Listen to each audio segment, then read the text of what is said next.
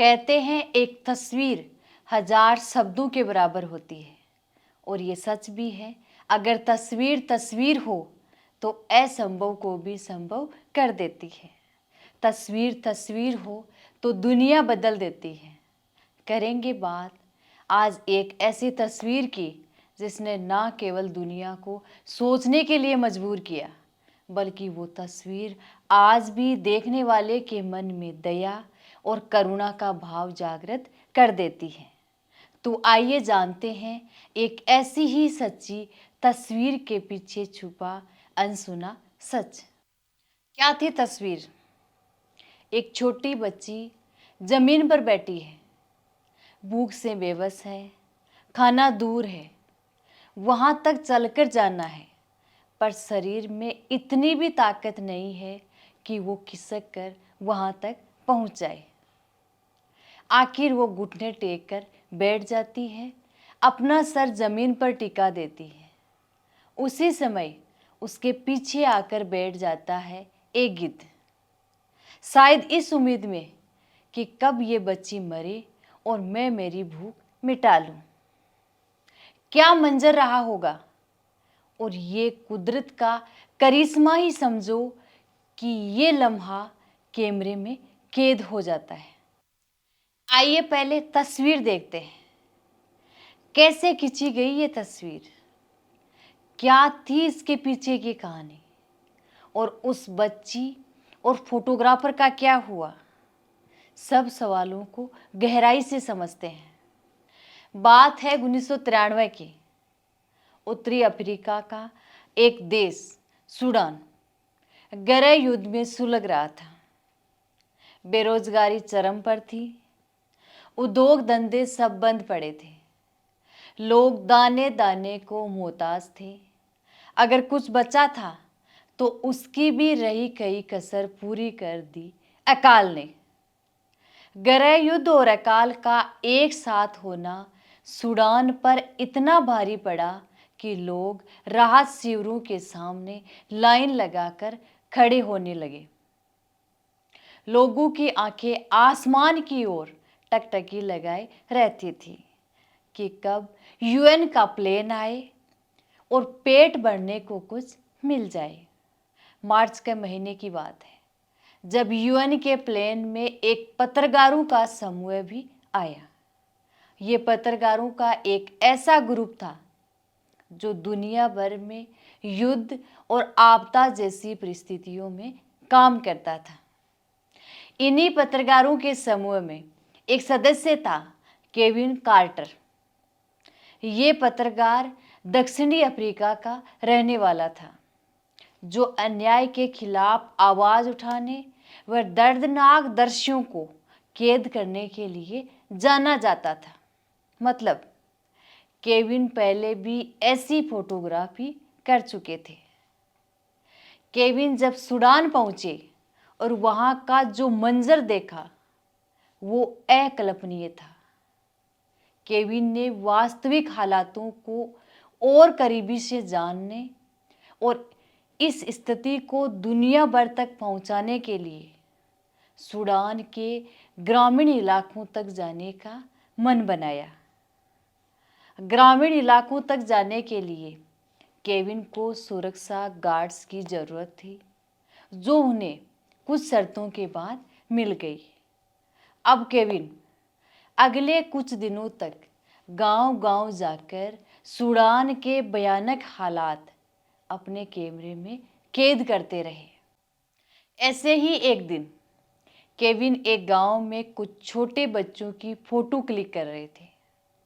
जब अपने कैमरे को दूसरी तरफ घुमाया तो देखा कि भूख से तड़प रही एक बच्ची, जिसके शरीर में सिर्फ हड्डियां बची है, वो अपना सर जमीन पर टेक कर बैठी हुई है।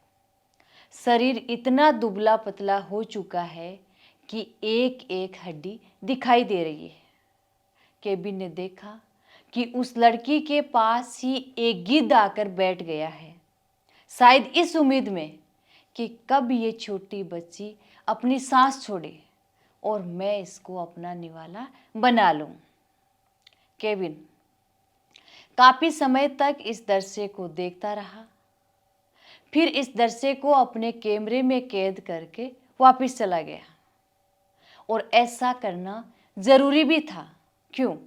क्योंकि एक और केविन का प्लेन छूटने वाला था।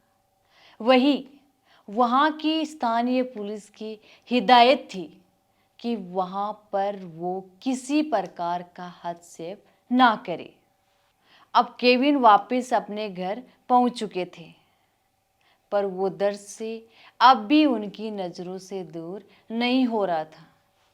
कुछ समय बाद न्यूयॉर्क टाइम्स ने इस तस्वीर को अपने अखबार में छाप दिया। टाइटल दिया, भूख से कमजोर एक छोटी बच्ची खाने की तलाश में जा रही है और पास ही एक गिर्द इंतजार कर रहा है। केविन की खींची इस तस्वीर ने दुनिया भर में तहलका मचा दिया।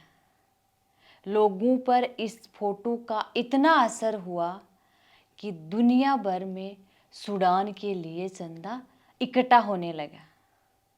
यूएन ने भी राहत सामग्री और सहायता में और ज़्यादा तत्परता दिखाई और ये फोटो सूडान के लिए संकट मोचन बन गई। पर क्या हुआ इस फोटो से? ना तो केविन खुश थे और ना ही दुनियादारी। वजह, केविन उस भयानकता के मंजर को नहीं भूल पा रहे थे। तो लोग ये जानना चाहते थे कि आखिर उस लड़की का क्या हुआ, उस बच्ची का क्या हुआ। साल 2011 तक दुनिया उस बच्ची के हालात से अनजान थी। क्यों? क्योंकि उस टाइम सोशल मीडिया तो था नहीं कि पल पल की खबर मिल जाए। फिर 2011 में कुछ स्पेन के पत्रकार ये जानने सूडान गए कि आखिर उस बच्ची का क्या हुआ। हालांकि वहां उन्हें वो बच्ची नहीं मिली, पर उनकी मुलाकात उनके पिता से हुई। पिता के बताए अनुसार वो लड़की नहीं लड़का था। वो फोटो क्लिक होने के बाद वो गिद्ध भी वहां से उड़ गया था और वो बच्चा भी फूड कैंप तक पहुंच गया।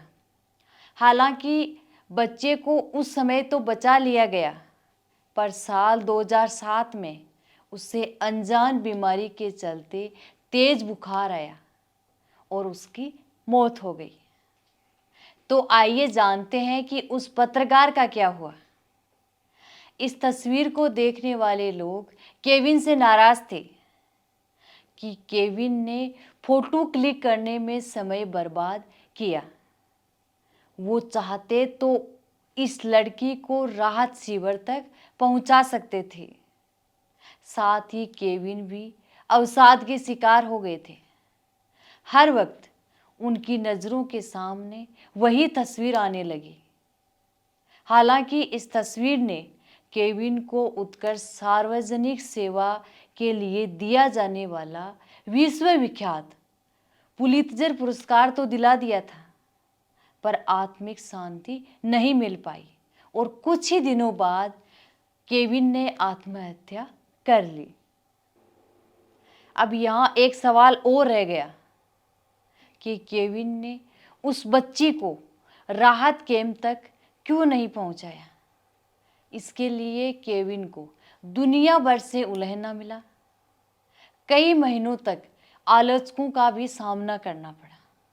इतना ही नहीं, कुछ लोगों ने तो केविन को वहां मौजूद दूसरे गिद्ध तक की संज्ञा दे दी। पर क्या थी सच्चाई? सोचने समझने और धरातल पर काम करने में फर्क होता है। समझना ये भी था कि केविन की क्या परिस्थिति रही।